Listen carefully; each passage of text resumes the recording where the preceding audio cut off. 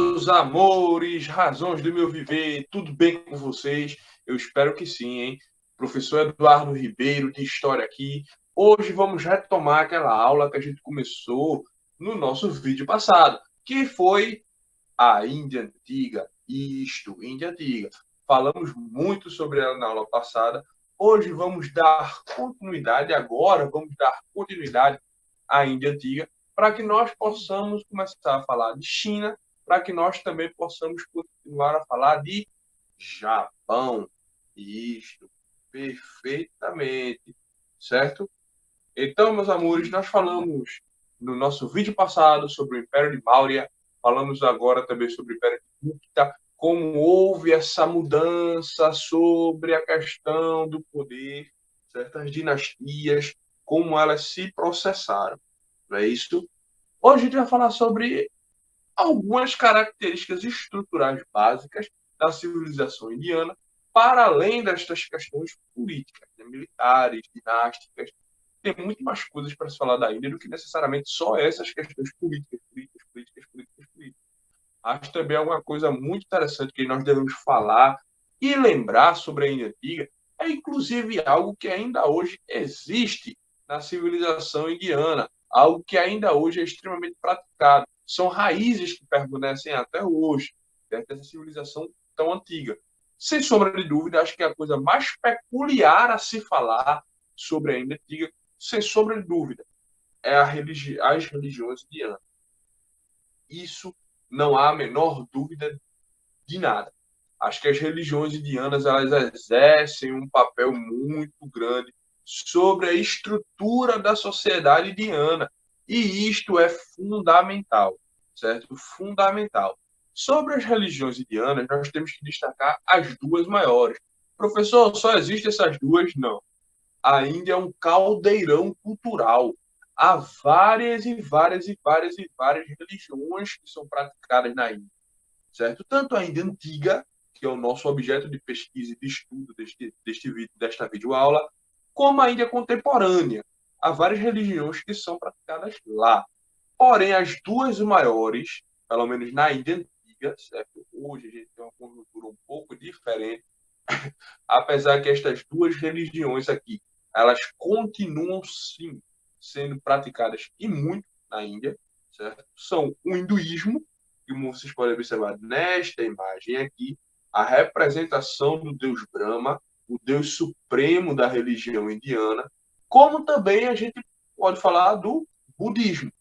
A gente tem aqui a estátua de Gautama Buda, primeiro Buda, né? Primeiro Buda. Sério? E existem outros? Sim. No budismo, qualquer pessoa pode vir a se tornar um Buda. É o estado máximo de elevação espiritual. Gautama só foi o primeiro, né? Mas quem for budista, você também pode chegar a ser um Buda, né? Quem sabe?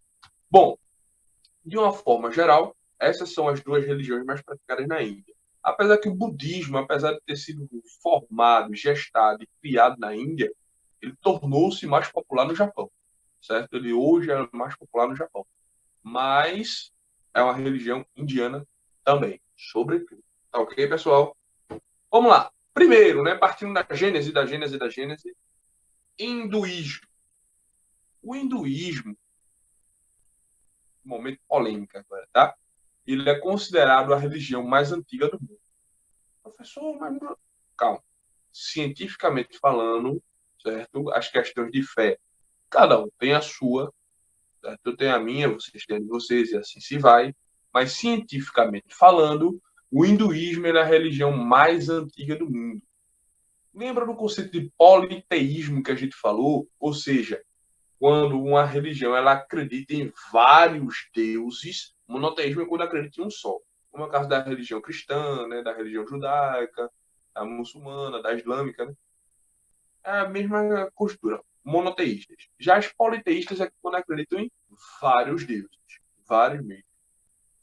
Esse conceito de politeísmo, meus anjos, é levado ao extremo pelas religiões indianas, o hinduísmo, certo? O hinduísmo é a religião, me arrisco a dizer, a mais politeísta entre todas as politeístas, certo? Para vocês terem ideia, cultuam-se mais de 330 mil deuses. É uma conjuntura de Deus, um panteão gigantesco. Se cada dia da semana a pessoa fosse cultuar um Deus, você terminava o ano e não conseguia adorar todos os deuses presentes dentro do panteão indiano. Que coisa, né? Pois é, vejam só. Quantos dias tem um ano?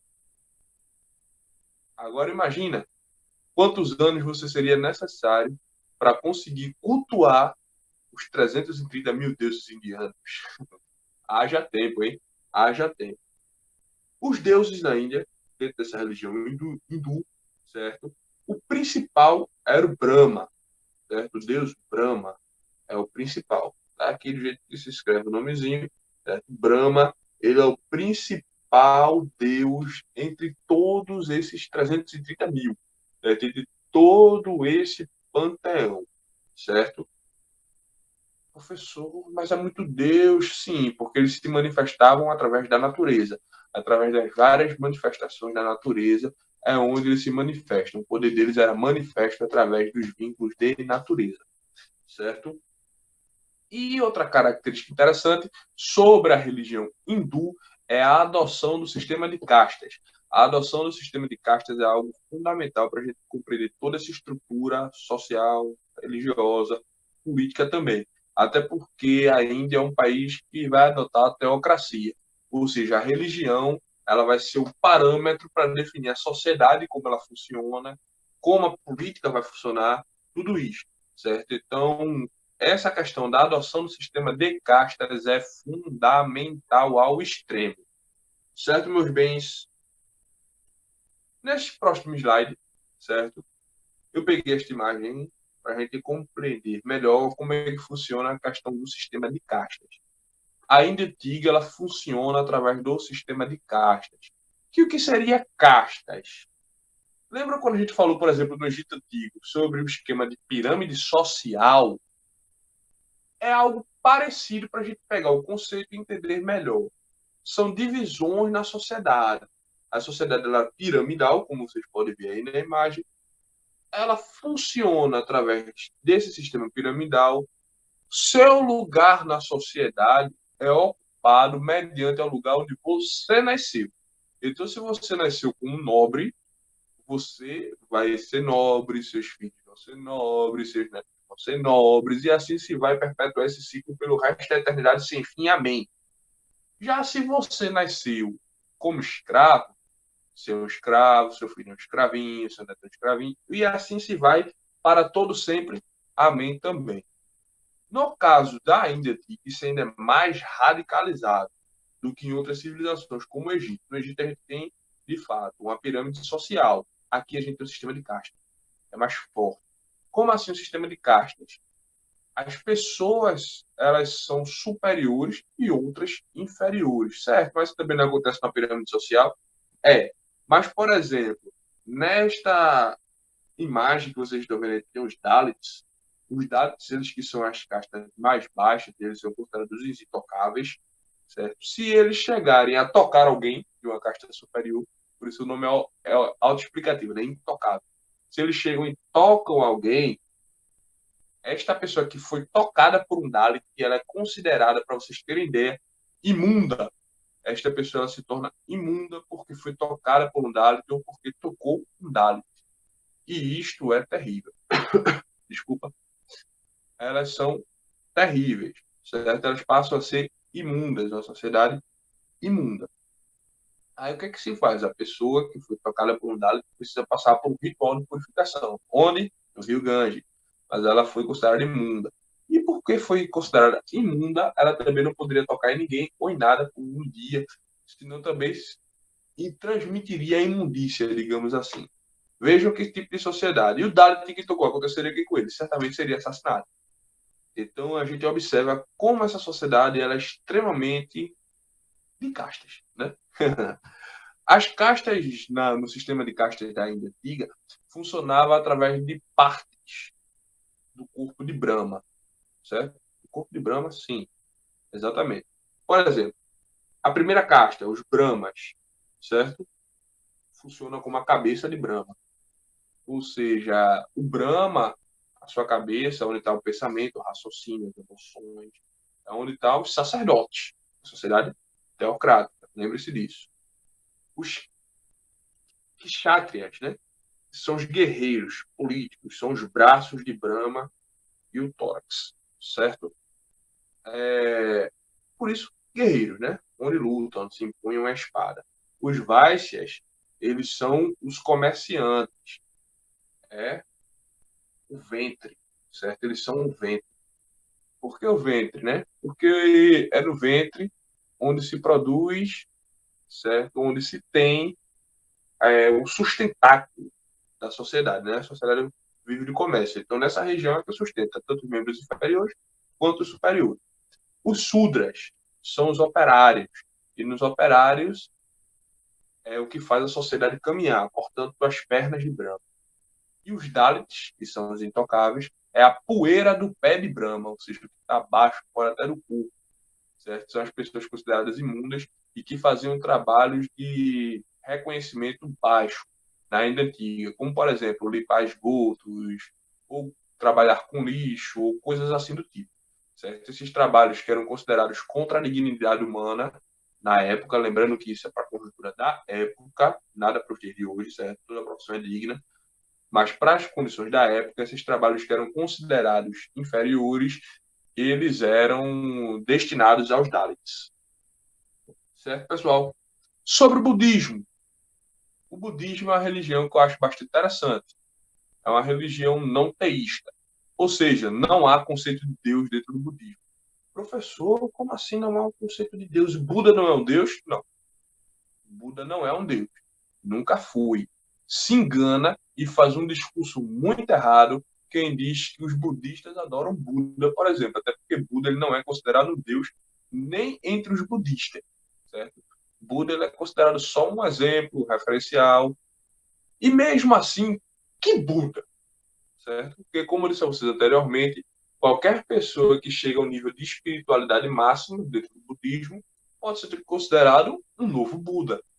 Esse que tanto se fala, né, que como vocês estão vendo aí na imagem do slide, o primeiro Buda, Gautama Buda, certo? Ele é um referencial, mas ele em momento nenhum ele foi creditado ou adorado como um deus. Quem assim o faz é porque não conhece a religião do budismo, certo?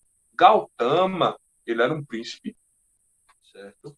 Ele era um príncipe e este príncipe ele abriu mão das suas riquezas, certo? Ele abriu mão das suas riquezas, ele decidiu viver na humildade.